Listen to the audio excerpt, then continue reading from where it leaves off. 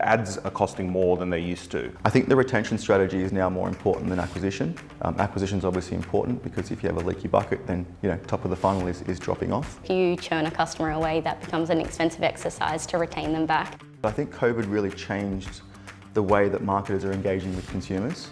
I think it made customer acquisition easier than it has been historically, but I think it also created challenges around really retaining those customers from a long-term basis and creating true value within a brand. Acquisition marketing in the long run is expensive. A more cost-effective way for brands to manage their profiles and their consumers within their database is to focus on retention. The way that Klaviyo actually helps this out is by increasing the value of that customer over their lifetime so that it effectively justifies the cost to acquire that customer in the first place, to start making the economics of the situation make a little bit more sense.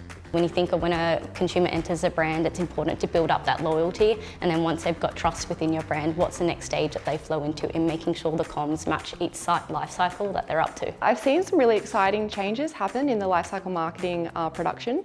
So we're using data and technology far more to create more deeply segmented groups and really target people with authentic and very specific messaging that resonates specifically to them, which is very exciting. A lot of the companies now are looking at additional platforms to drive consumer demand, whether it be reviews, loyalty is obviously a hot topic, creating engaged consumer experiences, user-generated content, search. This personalization topic has been around for as long as I've been around, and that's many, many years. And so driving true personalization at scale is not easy, but creating a connection between a consumer and a brand, I think can definitely be achieved, and there are a few brands that are out there achieving it. So you've got all that information sitting there on your customer.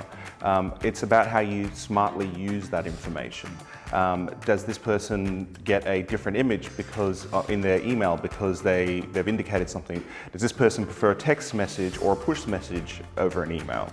This is what you do with the information that actually makes that difference, and it will have a customer coming back, not just making one or two purchases, making the third, fourth and fifth purchase from your website, therefore increasing that customer lifetime value.